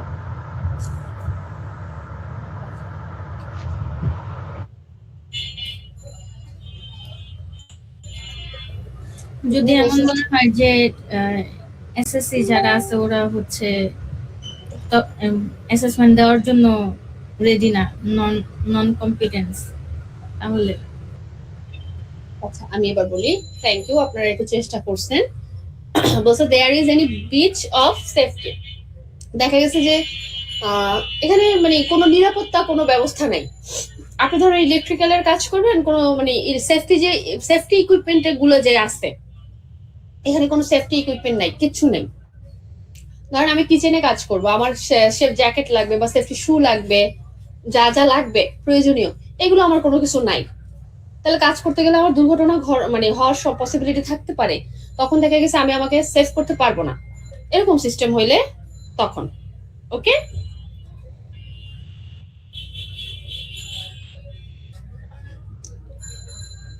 তারপরে বলছে যে ইকুইপমেন্ট ব্রেকস ডাউন। কোনো একটা ইকুইপমেন্ট যদি ভেঙে যায়, এখন কোনো বলতে কি, একটা গ্লাস ভেঙে গেলে আপনি কি এখন অ্যাসেসমেন্ট বন্ধ করে দিবেন? না। ধরেন অনেক হেভি বা অনেক দামি যদি কোনো ইকুইপমেন্ট হয়, এখন এইটা দেখা গেছে এক পিসি আপনার কাছে আছে, অনেক দামি হওয়ার কারণে আপনি সবার জন্য 20 জনের জন্য 20টা প্রোভাইড করতে পারেন নাই, আপনি একটা আনছেন, এখন একটা দিয়ে সবাই ঘুরে ঘুরে করবে। হ্যাঁ, এখন কোনো কারণে ওই একটাও আপনার আজকে নষ্ট হয়ে গেছে, তাহলে তো সে করতে পারবে না কোনো কাজ, একটা জবই করতে পারবে না। তাহলে একটা জব করতে না পারলে আপনি কি তাকে কম্পিটেন্ট করতে পারবেন? পারবেন না। তখন কি হবে? তখন আপনি চাইলে ওই ইকুইপমেন্টের অভাবে লেস ইকুইপমেন্টে আপনি অ্যাসেসমেন্টটা স্টপ রাখতে পারবেন। ক্লিয়ার? তারপরে বলছে the trainee becomes stress or request that the assessment be stopped. এখন এটা কিসের ক্ষেত্রে? অনেক সময় দেখা গেছে কি অ্যাসেসরের নাম শুনলেই ট্রেনিরা ভাগে, ক্যান্ডিডেটরা ভাগে। লেভেল 4 এ বিশেষ করে এরকম হয়, তারা বারবার আসে, মানে এমন একটা অবস্থা যে তারা পড়াশোনা করে না কিন্তু বারবার আসে অ্যাসেসমেন্ট দিতে। কেন? তাদের ধারণা যে একবার বসলেই তো অ্যাসেসমেন্টে একটা অধ্যায় আমাকে ছেড়ে দিবে, একবার আমাকে পার করে দিবে। তো এই মনোভাব নিয়ে তারা কি করে জানেন, বারবার আসতে থাকে। তো মাঝে মাঝে দেখা গেছে ওই আগের অ্যাসেসরি যখন আবার আসে, কিছু কিছু অ্যাসেসরের নাম শুনেই তারা ভেগে যায়, কারণ তারা অনেক স্ট্রেস ফিল করে যে আগের বার আসছিল এরকম করছে, তাহলে এর কাছে দিবই না, তো জানি আমি পাস করবো না, এরকম করে তখন চলে যায়। তারপরে রিকোয়েস্ট করে তার জন্য এখানে যে বলছে অ্যাসেসমেন্ট বি স্টপ, এটা কিন্তু সবার জন্য না। যে অ্যাসেসমেন্ট দিতে চাচ্ছে না শুধুমাত্র আপনি তার জন্য অ্যাসেসমেন্টটা স্টপ করতে পারবেন, আপনি কিন্তু সবার জন্য না। ওকে, তারপর this is clear evidence of non competency. এখন আপনি দেখতেছেন যে এখানে তার কোনো, আপনি একটা মানে করতেছেন, অ্যাসেসমেন্ট নিতেছেন, এখন এখানে দেখতেছেন যে এভিডেন্সের ঝামেলা হচ্ছে, তার কোনো এভিডেন্স খুঁজে পাচ্ছে না। সে বলতেছে স্যার আমি রিটেন দিছি, তাহলে রিটেন দিলে রিটেনের খাতা এখন আর তার পাওয়া যাচ্ছে না, তাহলে রিটেনের খাতা কই যাবে? সবারটা আছে তারটা নেই, কই যাবে? বা দেখা যাচ্ছে কোনো একটা জবে যার তার একটু মানে অ্যাসেসরের দেখা গেছে মনে হয়েছে যে এই জায়গাটা সে কমপ্লিট করে নাই, ঘুরে এসে দেখে তার জব কমপ্লিট হয়ে গেছে, সে ধরেন এক্সচেঞ্জ করে নিয়ে গেছে, তাহলে এখানে নন ক্লিয়ার কম্পিটেন্সি না? এখানে এখন কিভাবে আসলো, কি করলো, এটা তো সে দেখে নাই। তাহলে এই ক্ষেত্রে তখন সে চাইলে এই অ্যাসেসমেন্টটা তার জন্য স্টপ করে দিতে পারে। নন ক্লিয়ার কম্পিটেন্সি, ওই যে নকল, যেটাকে ওয়ান কাইন্ড অফ বলি, নকল এই টাইপের। তারপরে বলছে there is a chance of damage to property or equipment.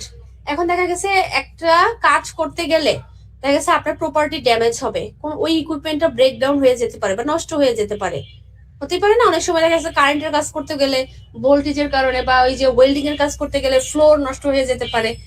তাহলে এইরকম যদি কোনো একটা দুর্ঘটনা ঘটার সম্ভাবনা থাকে, তো সেই ক্ষেত্রে আপনি চাইলে ওই মানে ওই জায়গার জন্য ওই দিনের জন্য অ্যাসেসমেন্টে স্টপ রাখতে পারেন। The assessment is having an effort on production when conduct a workplace. যখন আপনি একটা ওয়ার্ক প্লেসে অ্যাসেসমেন্টটা কন্ডাক্ট করবেন, তখন ওয়ার্ক প্লেসে কি প্রোডাকশনের যদি কোনো হ্যাম্পার হয়, তখন সেক্ষেত্রে আপনি চাইলে অ্যাসেসমেন্টটা বন্ধ করে দিতে পারবেন। ওয়ার্ক প্লেসে যদি হয়, দেখা গেছে যে আপনি অ্যাসেসমেন্ট নিতেছেন সারাদিন ব্যাপী, নর্মাল ওয়ার্কাররা কাজ করতে পারতেছে না, ধরেন স্টুডেন্টরা চিল্লাপাল্লা করতেছে, কাজের মাঝখানে গিয়ে দাঁড়ায় আছে, বা তাদের মেশিন আপনার হচ্ছে গিয়ে পর্যাপ্ত পরিমাণে পাচ্ছে না, বুঝতে পারছেন? তো সেই ক্ষেত্রে আপনার এটা হইতে পারে। ক্লিয়ার?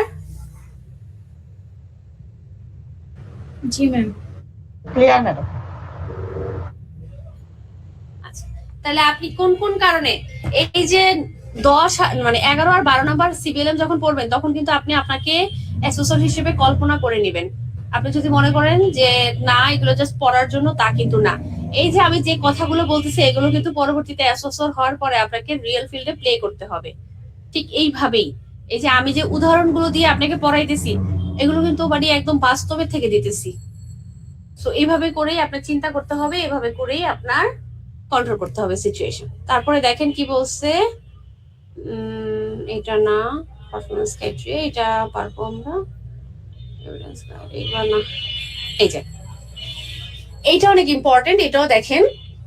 বলছে ইরর্স মানে কি, ভুল ত্রুটি। Errors commonly made by assessor, একজন অ্যাসেসর দ্বারা কমন কোন কোন ভুলগুলো করা হয় সেটা হচ্ছে দেখেন, মানে আপনারা মনে করেন যে শুধুমাত্র সব দোষ লার্নারের হইতে পারে, ক্যান্ডিডেটের হইতে পারে, আমাদের তো না, না দোষ এখানে, দোষ এখানে দেখেন অ্যাসেসরেরও হইতে পারে। তাহলে অ্যাসেসরের কি কি হইতে পারে এখানে সেটা বলা হয়েছে, সেটা হচ্ছে হ্যালো ইফেক্ট। হ্যালো ইফেক্ট আর হর্ড ইফেক্ট আপনাকে বুঝতে হবে। হ্যালো ইফেক্ট কি? হ্যালো হচ্ছে গিয়ে ওই যে আমরা পড়ছিলাম না, আরেকটা পড়ছিলাম 11তে, কি জানি কি জানি পড়ছিলাম, আচ্ছা মনে আসতেছে না, মনে আসলে বলবো নি। হ্যালোটা হচ্ছে গিয়ে স্বজন প্রীতি দেখানো। এখন দেখা গেছে অ্যাসেসমেন্ট নিতে গেলেন, ক্যান্ডিডেট আপনার পরিচিত, ক্যান্ডিডেট আপনার দেখা গেছে যে সুন্দর, আপনি পড়ে গেছেন, ক্যান্ডিডেট আর আপনি সেম সেম কালারের জামা পরে ফেলছেন, ক্যান্ডিডেট আপনার দেশি, ক্যান্ডিডেট আপনারা দুজন সেম ডিজাইনেরও জামা পরতে পারেন, বা দেখা গেছে সে একটু মিষ্টি হাসি দিচ্ছে, আপনি পড়ে গেছেন। এই যে এইগুলো হওয়ার ফলে কি হয়েছে, আপনি তার প্রতি একটা পজিটিভ ধারণা ক্রিয়েট করে ফেলছেন। এখন পজিটিভ ধারণা ক্রিয়েট করার ফলে আপনার তার প্রতি একটা সফট কর্নার ক্রিয়েট হয়ে গেছে। এখন তার ভুল ত্রুটিগুলো তখন আর আপনি জাজ করতে পারতেছেন না, তাই না? তারপরে কি হবে, সে দেখা গেছে যে ওখানে কম্পিটেন্ট না, বা সে হচ্ছে গিয়ে দুর্নীতি করতেছে, আপনি কিছুই বলতেছেন না। এই বিষয়গুলোকে বলা হয়েছে হ্যালো ইফেক্ট। তাহলে making positive judgement about a trainee based on reputation on your personal preference, for example similar dress, speech or background, the opposite আমার কথা বুঝতে পারছেন এই ক্ষেত্রে? তাহলে কারো সম্পর্কে না জেনেই একটা পজিটিভ জাজমেন্ট করে ফেলা, এটা হচ্ছে আপনার হ্যালো ইফেক্ট। আর হর্ন ইফেক্ট কি? এইটাও সেম, কারো সম্পর্কে না জেনেই একটা কি নেগেটিভ জাজমেন্ট করে ফেলা। এখানে দেখেন দুটো ডিম আছে, একটা ডিমে হচ্ছে গিয়ে অ্যাঞ্জেলের মতো একটা রাউন্ড দেওয়া, আর একটাতে হচ্ছে কি শিং দেওয়া। তো হ্যালো আর হর্ন হচ্ছে সিমিলার। একটা হচ্ছে ক্যান্ডিডেট না বুঝে না শুনে দেখেই ফার্স্ট ইমপ্রেশনে তাকে একটা পজিটিভ জাজমেন্ট করে ফেলা, আরেকটা হচ্ছে সেম না বুঝে না শুনে তাকে একটা নেগেটিভ জাজমেন্ট করে ফেলা। আপনার কাছে তার ভালো লাগে না একটা কথা, এবার আপনার কাছে তার সবকিছুই বিষাক্ত লাগতেছে, তাকে আপনি পদে পদে একদম ধরেন আপনার একটা ভুলছে ধরায় দিছে, এবার পদে পদে তাকে আপনি কি টাকা দিচ্ছেন। এটা হচ্ছে হর্ন ইফেক্ট। এভিল ইফেক্ট বলে, এটাকে এভিল ইফেক্ট বলে, মানে খারাপ। আচ্ছা হ্যাঁ, তাহলে এই যে হ্যালোর অপোজিট হচ্ছে কি হর্ন ইফেক্ট। তারপরে দেখেন ফেইলিং টু রেকর্ড। আপনি ফেইলিং টু রেকর্ড আর ফেইলিং টু অবজার্ভ দেখেন এই দুটো কাছাকাছি সিমিলার। সেটা হচ্ছে আপনাকে অ্যাসেসমেন্টের সময়ে আসতে বলছে, 9টা বাজে বলছে যে অ্যাসেসমেন্ট স্টার্ট করতে, কিন্তু আপনি কি করলেন, আপনি আসছেন বেলা 10টা, 10:30 বা 11টা। তা একজন অ্যাসেসর যাওয়ার পরেই কিন্তু সাথে সাথে তাকে সবকিছু ইয়ে করে দেয় না, দিন দিন অনেক কঠিন হয়ে যাচ্ছে। যেমন আগে যেমন আমরা টুলস নিতাম, এখন এনএসডিএ থেকে টুলস নেওয়া লাগে না, কিন্তু ঠিকই জমা দেওয়া লাগে।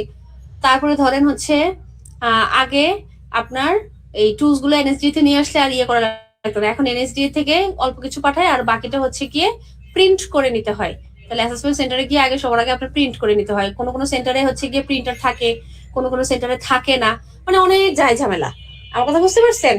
তো আপনি টাইম মতো যদি না যান তখন সেই ক্ষেত্রে কি হয়, আপনি রেকর্ড করতে পারবেন না। তার যে আউটকাম বলেন, তার যে মুভমেন্ট বলেন, দেখা গেছে সে নকল করতেছে, আপনি মানে সে দেখা দেখি করতেছে, ইয়ে করতেছে, আপনি তো আরেক কাজে ব্যস্ত, কারণ আপনি তো দেরি করে আসছেন, অন্যান্য ডকুমেন্ট গুলো আপনার তখন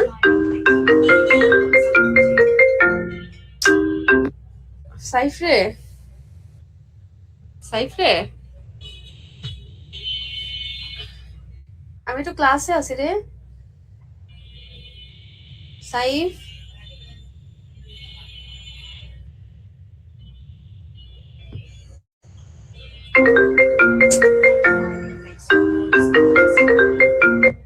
সাইফ হ্যাঁ ভালো, বাসায় আছে, জরুরি কিছু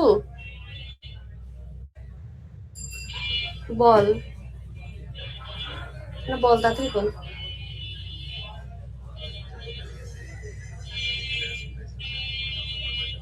না জুন জুলাই অগাস্টে। এটা কি আম প্রোডাকশন নাকি বেকারি পেস্ট্রি? না অগাস্টে। আমার কাছেই দিয়ে দে। হ্যাঁ অগাস্টে দিয়ে দিস, অগাস্টের 2 তারিখে। হ্যাঁ অন্যগুলোর দায় দায়িত্ব আমি জানি না, কিন্তু আমার কাছে দিয়ে দে, সমস্যা নেই। মানে সামনের মাসে 28 তারিখে শেষ হবে। ভর্তি হচ্ছে ও যেদিন আসবে একদম, ও কি থাকবে তো এখানেই, তাই না? ওই তাইলে যেদিন আসবে সেদিনই সব নিয়ে আসলেই হবে, একদম কোর্স ফি। আমি পরে তোরে বলি রে একটু, আমি ওই যে ক্লাসে আছি তো। আচ্ছা আমি বলে দিব তোরে পরে। আচ্ছা দেখেন তারপরে তাহলে ফেইলিং টু রেকর্ড আর ফেইলিং টু অবজার্ভ বুঝতে পারছেন গেল স্যার ম্যাডাম? আছেন আপনারা? জি ম্যাম। ম্যাডাম আছি। আচ্ছা তাহলে ফেইলিং টু রেকর্ড আর অবজার্ভ কি বুঝতে পারছেন নাকি আবার বুঝাবো একবার? বলেন আরেকবার বলেন। আচ্ছা আমি আরেকবার বলি। তাহলে দেখেন আপনি যে বললাম না টাইম লিমিট গেলেন না, তাহলে এখন কি হবে, আপনি 11টা বাজে পৌঁছাইছেন, তাহলে আপনার টুলস গুছাইতেও কিন্তু একটু টাইম লাগে। যারা অনেক এক্সপার্ট তাদের সর্বোচ্চ 10 থেকে 15 মিনিট লাগে, আর যারা হচ্ছে গিয়ে পারে না, পাতা ওই যে ছ্যাপ দিয়ে উল্টাইতে হয়, গুনতে হয়, তাদের হলো আধা ঘন্টা 40 মিনিট লেগে যায়। এই হচ্ছে বিষয়। ওকে, তাহলে এইটা একটা টাইম লাগে, তাহলে 12টা। তারপরে আপনি 1 ঘন্টা রিটেন যাই তো সাথে সাথে রিটেন নিতে পারবে না। রিটেন টেস্ট নিতে গেলেও আপনার 1 ঘন্টা জায়গায় 1.5 ঘন্টা লেগে যায়। 1 ঘন্টা তো সে লিখবে, আরো আধা ঘন্টা তাকে প্রিপেয়ার করার জন্য লাগে। এই গেল। তাহলে এরকম করে করে তাহলে ডেমো শুরু করবে কখন, কি করবে কখন, তাই না? তো এগুলো করার জন্য সে কি করে, স্কিপ করে, তখন কমায়া দেয়, স্কিপ করে, তারপরে চোরাপানি করে, কোনো মতো ঠিক মতো ইয়ে করে না, বসে থাকে, ওভারলুকিং করে। আমার কথা বুঝতে পারছেন? এইটা তাহলে সে ঠিক মতো রেকর্ড করতে তখন আর পারে না, তাহলে আউটকামটাও সে ঠিক মতো রেকর্ড করতে পারে না, যে সে কি বুঝতে পারলো কি পারলো না, পর্যাপ্ত পরিমাণে দেখে না, সে ঠিক মতো অবজার্ভ করে না। যে ডেমো করার সময় যায় কিন্তু কাছে কাছে যায় দেখতে হয়, ওই অবজারভেশন চেকলিস্ট পূরণ করতে হয়, কিন্তু সে তখন এটা দেখে না। মার্কিং ডাউন দ্য মিডল, অনেক সময় দেখা গেছে কি যে অ্যাসোসিয়েটরা একটু মাঝ অবস্থায় পড়ে যায়, যে দেখেন এখানে একটা লোক মাঝখানে বালতি মাথায় দিয়ে বসে আছে। ওকে, তাহলে সে কি করতেছে, আপনার মাঝখানে বালতি মাথায় দিয়ে বসে আছে, কারণ সে বুঝতেছে না সে কোথায় যাবে। সে যখন ওই যে চোরাপানি করতেছিল তখন তো দেখলো না, তো রিটেন দেখার সময় সে ভালো অন্যটা দেখে লিখে ফেলছে, ডেমোতেও ভালো, কিন্তু এখন যখন মুখে তাকে জিজ্ঞেস করছে ওরালে এসে সে কিচ্ছু বলতে পারে না, সে বেসিক প্রশ্নও বলতে পারতেছে না, কিন্তু তার খাতা ভালো, তার ডেমো ভালো, কারণ ডেমোর সময়ও সে দেখে দেখে অনুসরণ করছে, কিন্তু তাকে তো সে মানে দেখতে পারে নাই কখন কি করছে। তাহলে ওরালে এসে সে কিছুই পারে না। এখন অ্যাসোসিয়েট বুঝতেছে না যে তাকে ওরালে কি নটিয়ে দিব নাকি দিব না। একবার আমার সাথে এরকম হয়েছিল, আমি যশোরে একটা অ্যাসেসমেন্টে গেছিলাম, মানে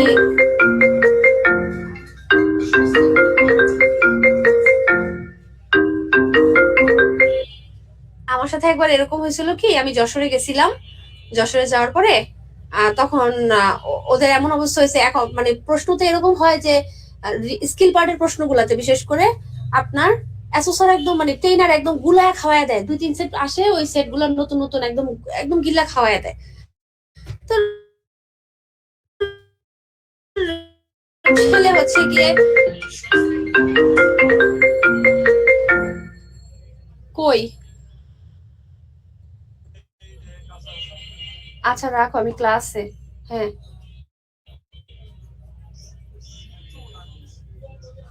আমি ক্লাসে পরে বলতেছি।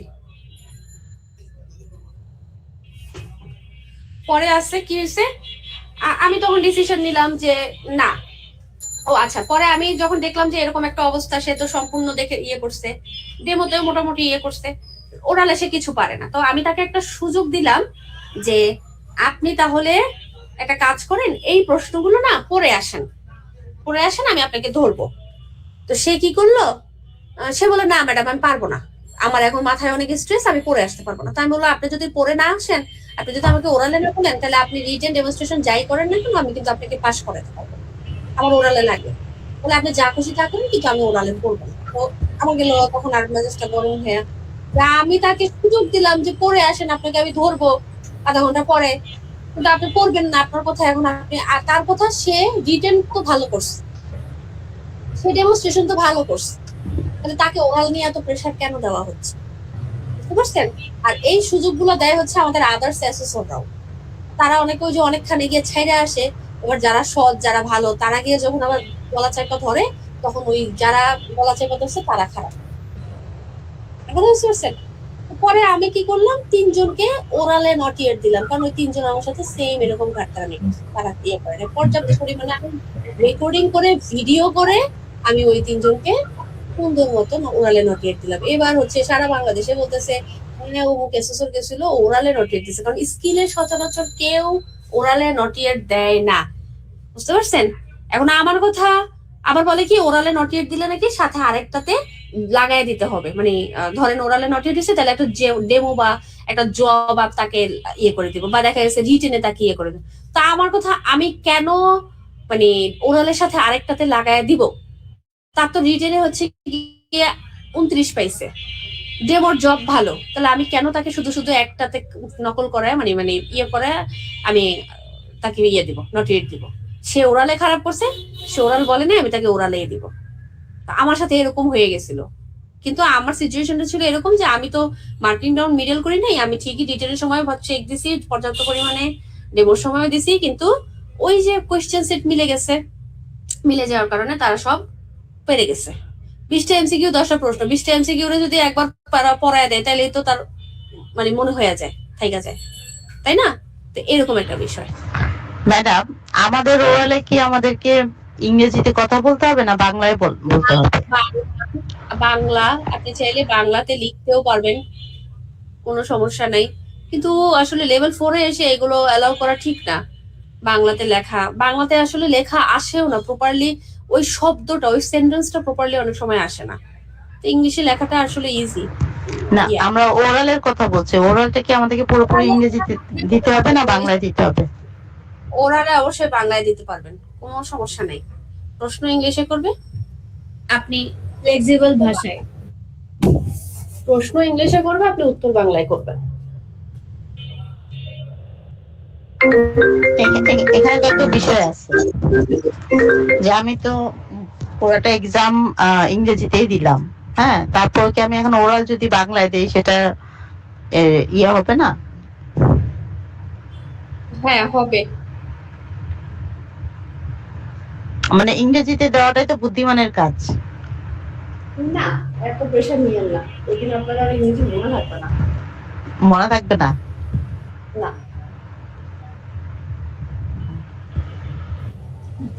ম্যাডাম ইংলিশে দিতে যায় আবার ভুল করলে কিন্তু আবার নট ইয়েট দিয়ে দিব। মিলায়া বলতে না পারলেন আর অ্যাসেসর ভালো ইংলিশ জানে তাইলে কিন্তু ঝামেলা হবে। হ্যাঁ তাইলে সমস্যা নাই, বাট দেওয়াটা দরকার নাই। বাংলায় দেন, এত ঝামেলা করার দরকার নাই। আমার কথা ক্লিয়ার? যতটুকু ইজি। আচ্ছা ম্যাডাম, একটা জিনিস দেখলাম যে আগে যারা লেভেল 4 পরীক্ষা দিত ওপেন বুক পরীক্ষা দিত। এখন ওপেন বুক নাই।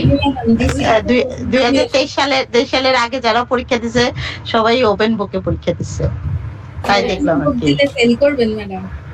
হ্যাঁ, ওপেন বুক দিলে কম্পিটেন্ট করবেন না। একটু শেষ করে দিই, হ্যাঁ একটু। এই যে সানজিদাও তো ওপেন বুক দিছে। খুঁজতে খুঁজতে সময় চলে গেছে 1 ঘন্টা গুণ দিয়ে। মানে আচ্ছা আমরা একটু শেষ করি, হ্যাঁ। এই দেখেন জি ম্যাম। আপনার এটা তো বুঝতে পারছি নাকি?